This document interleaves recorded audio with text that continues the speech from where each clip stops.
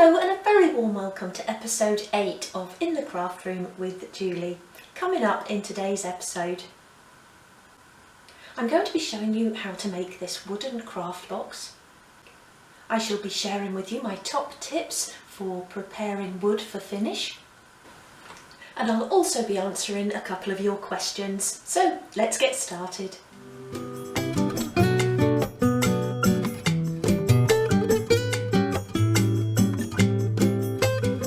So I'm sure that most of you have all seen this box, which I made for my miniature crochet supplies.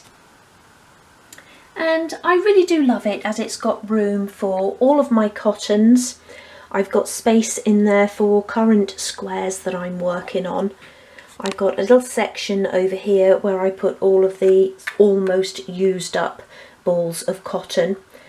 I've got a space there for all my hooks, scissors and knitting needles as well, for my sewing pins, and I've even got a little rubbish bin in there for all of my ends. But it can actually be quite cumbersome when I'm sitting watching TV and I've got this on my lap, especially when I'm only working on 1 or 2 blankets and I only really need a few balls of cotton, my hook and scissors. So what I've been doing lately is just putting the couple of projects that I'm currently working on into a lunchbox, along with my hook and scissors and the cottons that I'm using. And it works a lot better because it's nice and small and sits easily on my lap, which is great if you're sort of watching television or sitting in bed or something. But it actually doesn't look very pleasing to the eye, especially when I leave it on the coffee table and then we have people come around and they can just see a lunchbox sitting there. So what I want to do is make another crochet box, but this time a lot smaller. So I'm fairly happy with the size of this box, so I'm going to use it to base my new design upon. Now, whereas this is 9 inches across, I'm going to do my box 7 inches square, and that will give me a little bit more room with the depth as well. And I'm going to stick to the height of 76mm or 3 inches. But obviously the design that I'm about to show you can be used to create any sized box. So for the box I'm going to be using this 3mm 1/8 of an inch plywood sheet. And you may remember that I used this for my Christmas room box. And this is sold in packs, and these are 300mm square, so just under 12 inches or 1 foot square. And I'm going to put a link to them in the description box below, so you can buy those through my Amazon affiliate account if you wish. And I find this really easy to cut, just using my Swan Morton craft knife with a 10A blade. You may just need to do a few more sweeps than you're used to with your Abishi or your Basswood. But it's easy to cut with the grain and against the grain as well. So I have actually given in the cutting list below the sizes that I'm using for my box.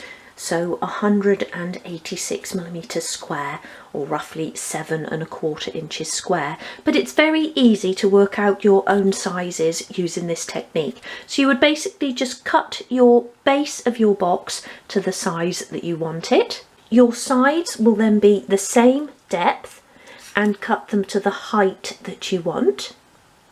And then if you imagine when they're glued in place, it's going to add extra thickness to this bottom piece. So whatever is the thickness of the wood you're using. So in my case, 3mm, 1/8 of an inch. So overall 6mm or 1/4 of an inch. But what I've done with the front and back pieces is add on an extra millimetre. So you do it to the width of your base, plus the thickness of your side pieces. So the wood you're using times 2, and then add on an extra millimetre or 1/32 of an inch. And that just allows for the extra thickness when you've applied the glue. Your front and back pieces will obviously be the same height, and you want 2 of those. And then for the lid, you'll do the same measurements, apart from for the height of your lid sides, back and front. So you've got your same sort of depths the base will be the same, and then I've gone for 25mm or 1 inch high. They'll also be constructed in the same way, and then once we've constructed the box, I'll be doing some inserts so that the lid will slot nicely on top. And I actually used that same method for my larger crochet box, and as you can see here, I've used a 1.5mm sheet wood as the insert, and then the lid slots over that and then sits nicely on top of the base. But in places my insert started to crack like that, and I've had to repair it with a bit of masking tape there. So what I'm going to do this time is use the 3mm sheet again for these inserts, just to add a bit more strength there. So before you construct the box and lid, just have a think about the finish that you're going to be using. And if you wanted to use a wood dye, I would advise that you apply that to the pieces first before construction, and that will really cut down on the glue residue marks. Now with mine, I'm going to be covering it with wallpaper and sticky back plastic. And on the insides I'll be applying a coat of clear varnish just to really seal the wood. Now of course you could paint your box, and in that case you can do that once it's constructed. You might like to apply paper as I'm doing, or you might even like to use decoupage, which I think would look really nice. And I once did a wooden tea tray using decoupage and I really enjoyed it, but for now I am just going to be using wallpaper.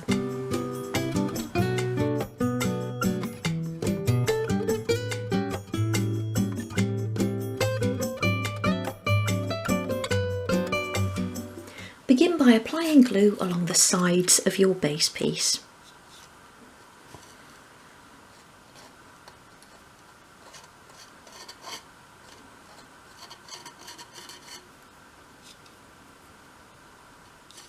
Attach the side panels, making sure you've got flush edges along the front and back.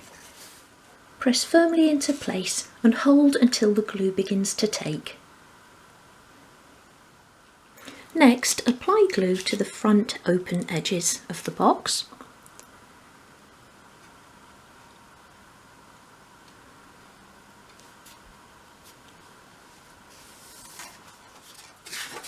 And attach the front panel. Use your fingers to make sure you've got those nice flush edges, and that will square the box up as well. And just because of the size of this, we're doing the front and back pieces separately, whereas normally with a smaller piece such as a drawer we would put them on at the same time. But with this I just want to get the front piece into place, and then I'm going to put some tape on. So once you're happy that that's in the right position and you've got those nice flush sides, just bring in some masking tape and we'll put a piece around each corner, just to really hold that together. I'm just going to put a piece around the bottom edge there, all the time making sure that it's staying in the right place, and then a bit around the top as well.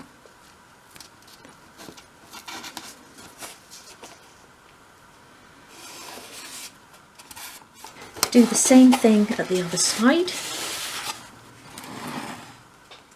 Apply extra masking tape to the glued areas to really hold it all together.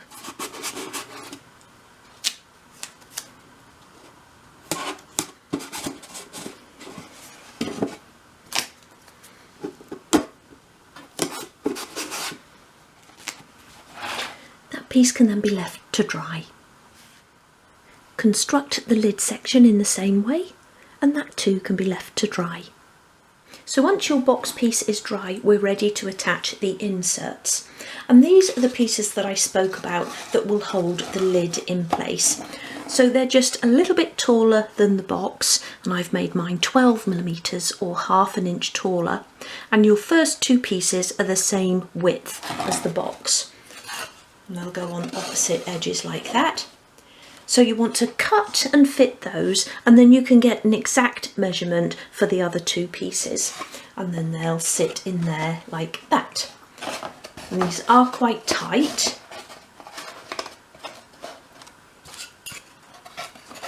And then that one there.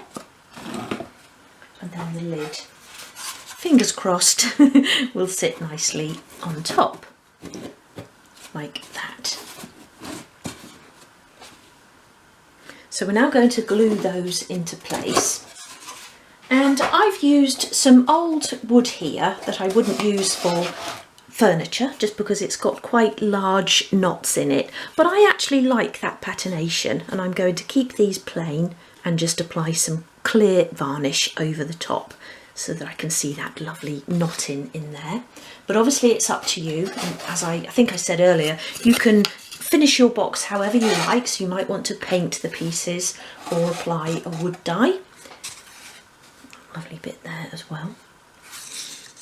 And if you're going to be applying wood dye, then I would also apply it to these pieces before you then attach them into your box. So what I'm actually going to do is tip the glue into each side of the box, spread it around, and then attach each piece.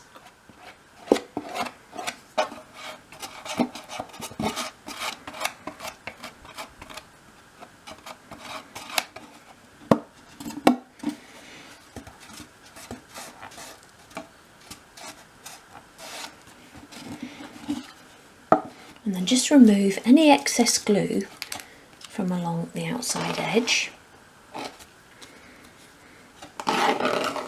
We'll get all of the pieces into place, and then we'll just pop some clamps along the edge just to hold those pieces together so that we don't get any gap in.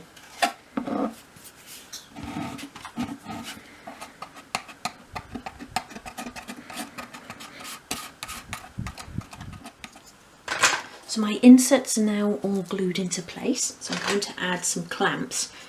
I'm going to start with these larger ones at the corners like that.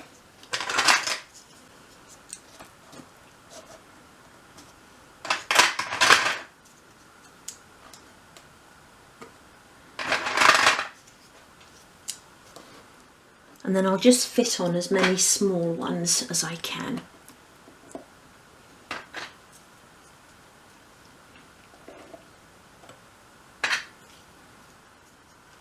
One more on there. So I'm now going to leave that to dry, and then I will add a coat of clear varnish on the inside edges.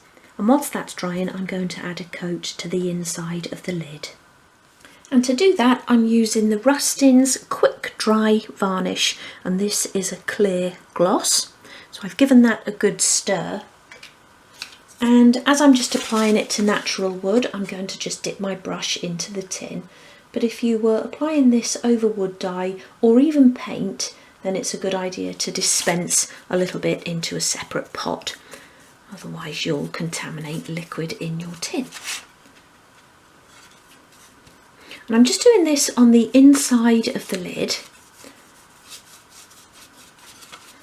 And I'm actually going to be covering the outside with paper.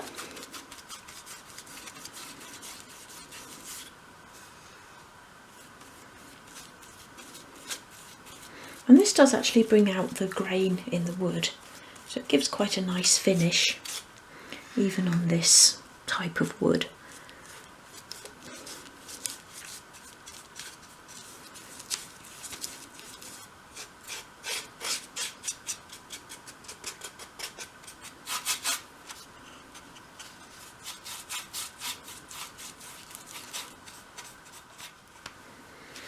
Okay, so that's a couple of good wet coats on there. I'm now going to leave that to dry overnight, and then when I come back in the morning I'll be able to do the inside of the box part as well.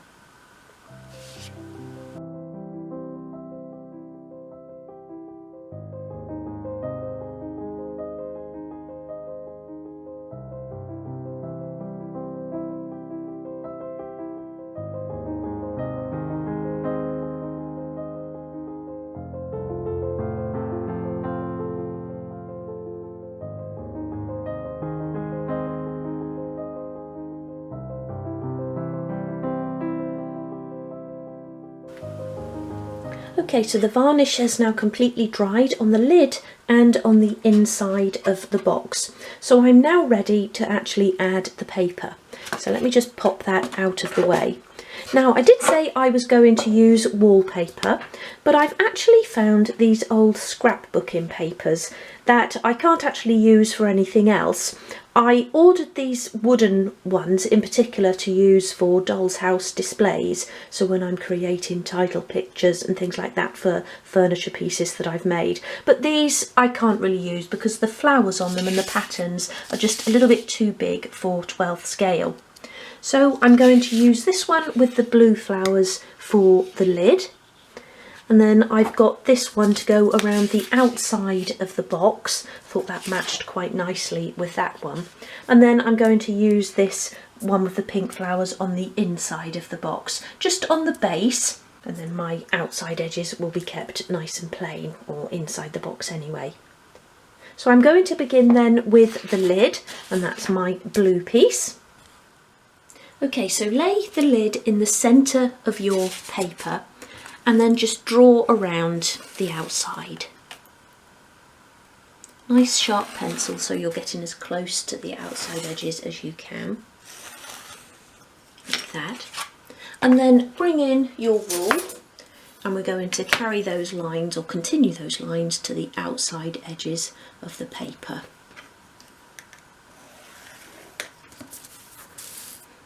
Along the top and bottom and both sides.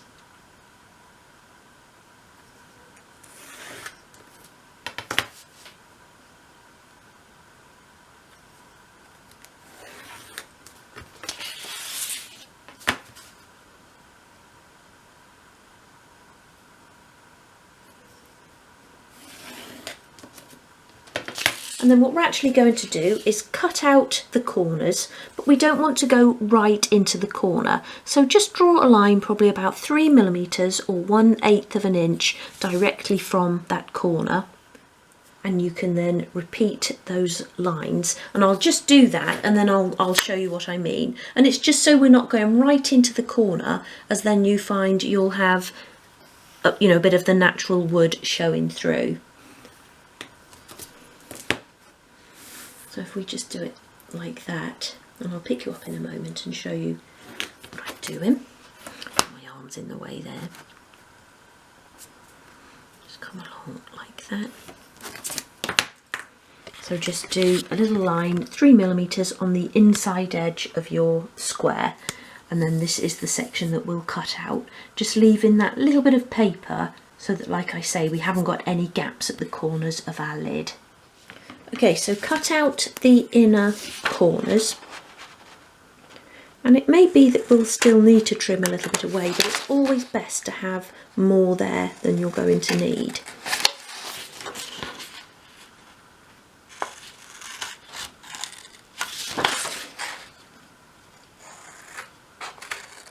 So just using your wool, go along each side and fold up the flaps, including your smaller flaps, and this will just help when we actually glue the paper into place.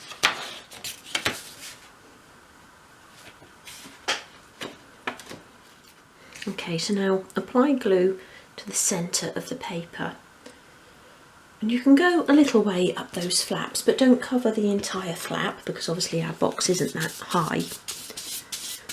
And then once the glue has dried, we can trim those off. Obviously, if you're using a larger piece of paper, perhaps you've got a piece of doll's house paper or something, just trim it down a little bit, but don't try to cut the flaps to the exact size. It's always best to apply the glue and attach them first, just in case there is any shrinkage. I'm just going to pop a little bit more glue on, and then just put a little bit on each flap as well.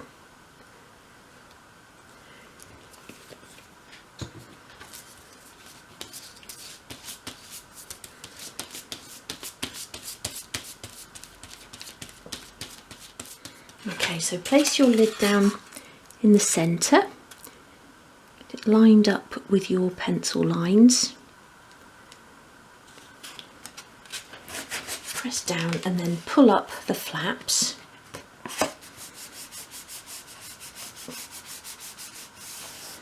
Press them down, and you can fold in those little flaps at each end. And same at this end.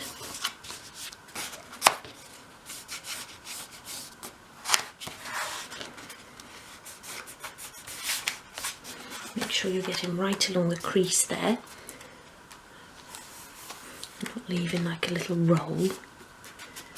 Come in along there as well. Put more glue in if you need to. I'm going to pop a little bit more in along those folds.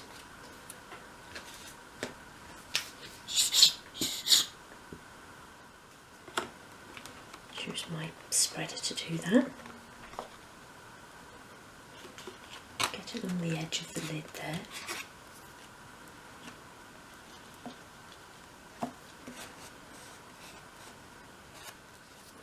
And then you can bring up the remaining flaps. Apply a bit more glue if it's beginning to dry.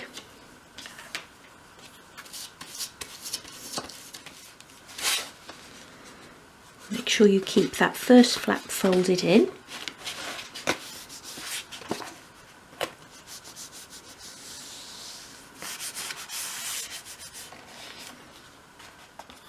And then fold the remaining flap around it like that.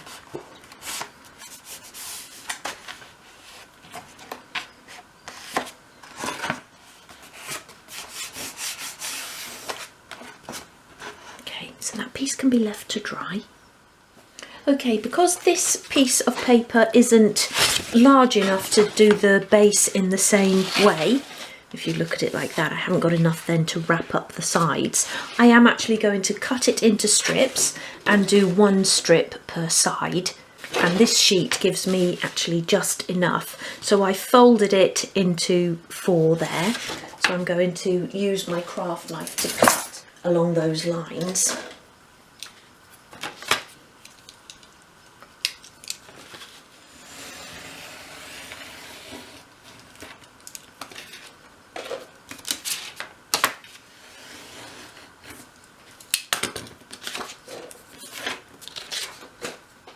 And then I'm just going to cut the first 2 pieces slightly longer than the box. So I'll go about 1 centimetre longer like that. And then I can wrap those around the edges. And then the final 2 pieces will fit exactly. But I'm actually going to put an extra piece of paper at each corner to protect the corners.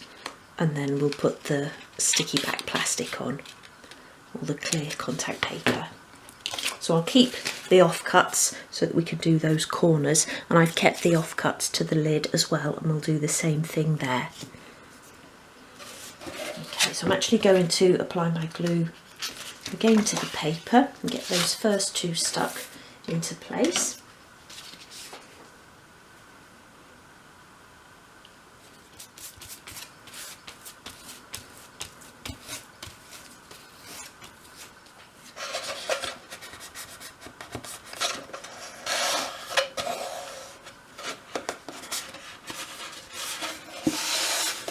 Oh, it looks quite good on there, doesn't it, that wood?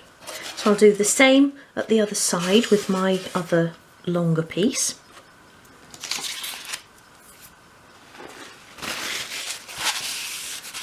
Always make sure you're not putting your paper in glue.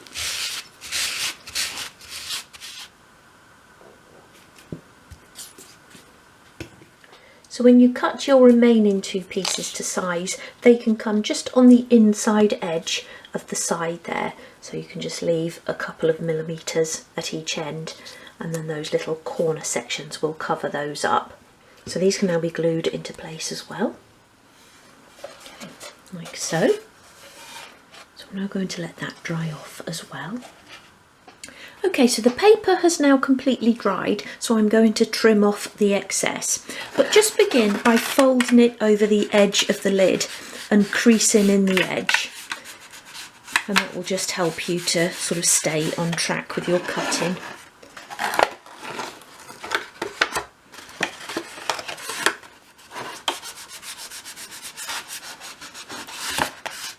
Okay, so you can either then trim that off with your scissors, but I am actually going to use my craft knife and just very carefully go along the edges. So just stick as close to the lid the box as you can.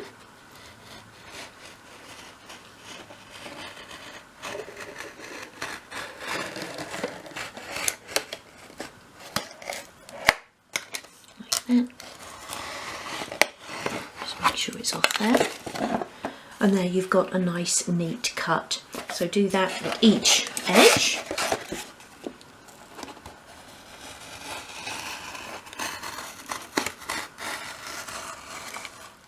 Okay, so I've cut a piece of paper here to fit on the inside of the bottom of the box. So I'm just going to glue that into place. And of course you can line the entire box if you wish. You might want to use some fabric depending upon what you're going to keep in the box, what you're going to use it for. I quite like the look of the natural wood, but then I may do something in the lid, maybe a bit of decoupage or something like that, I don't know yet. I might even just put the colour chart for my threads in there, something like that. But for now I'm just going to leave it plain. I'll just pop a bit more glue on here.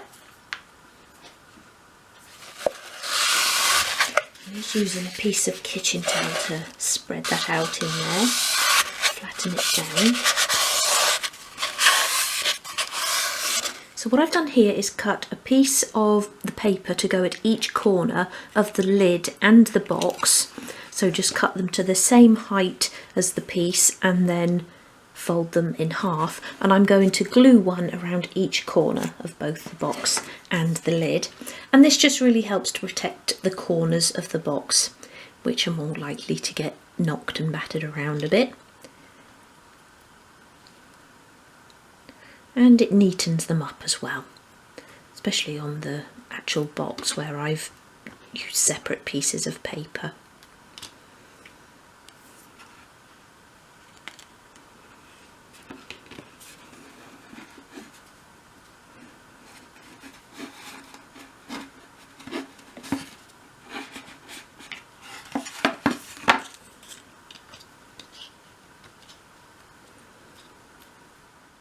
Okay, so I've cut the contact paper for the lid, and I'm going to do the same thing again. So I'm going to cut those squares out at the corners and then fold it up so that the entire sort of top of the lid is covered.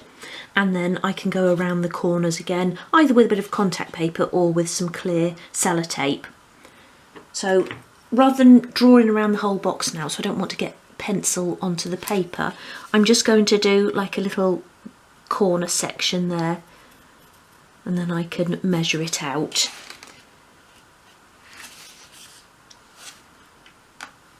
And it helps as well having lines on your back of your contact paper,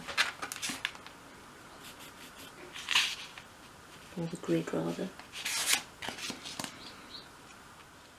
So again, I'm just coming across with the rule.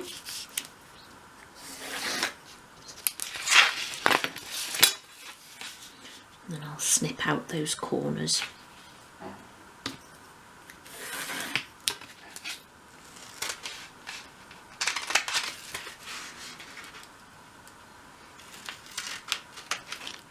And then what I'm going to do this time, just because it's sticky and it will be easier to cut with the backing intact, is just draw a line on the inside of the paper there, and then I can trim these flaps before I take the backing off.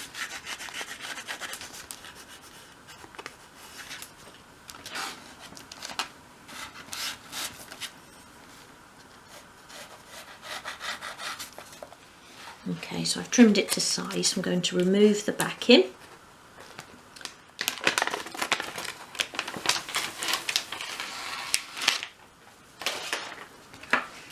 And then just very carefully put that into place. I always get a bit nervous at this stage. And just carefully pull up the flaps.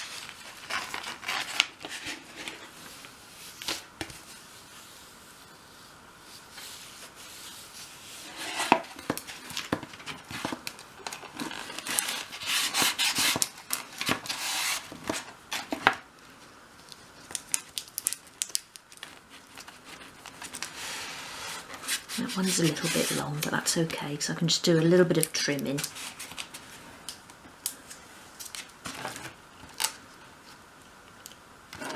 of paper there, but that's on the outside. There's a little bit of dust getting caught up in there. I think it would be pointless trying to pick it off actually.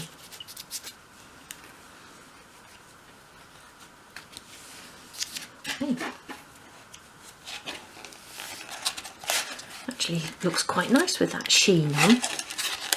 Right, so I'll trim around the edges and then I'll pop a bit of sellotape at each corner, I think, just to hold that in place so that it doesn't start peeling off as I'm sort of putting it on and off the box. And then I'll do the same with the base.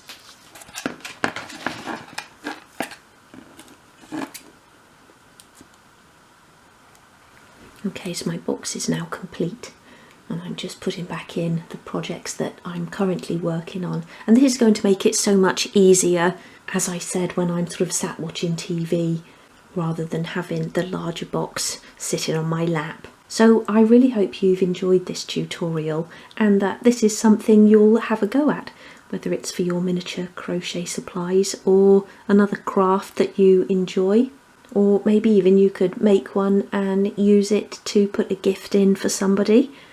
Make it like a sort of double gift, that would be quite nice.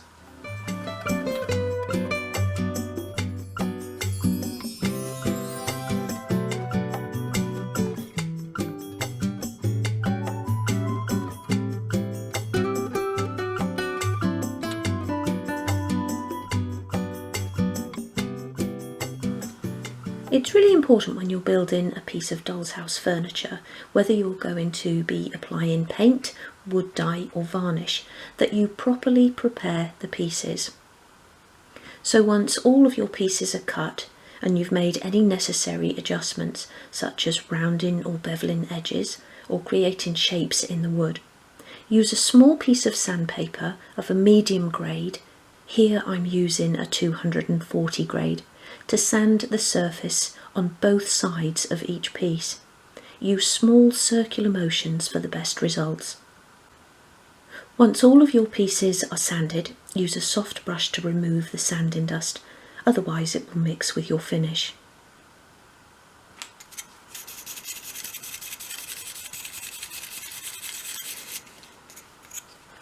It's also a good idea to clean down your work surface before you begin.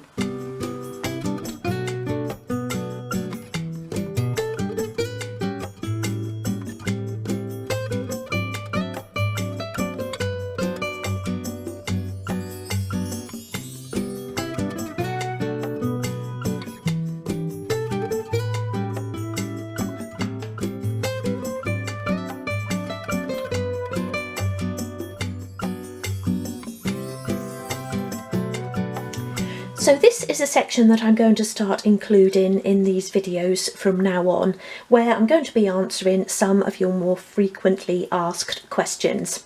And one question that I do get asked quite a lot is, what is the difference between Abishi and Basswood? So I've got a piece of each here, and this is the Basswood. Here's the Abishi, and I think the first most noticeable difference then is the colour. So as you can see, the Basswood has got a sort of creamier colour and the Abishi is slightly yellower.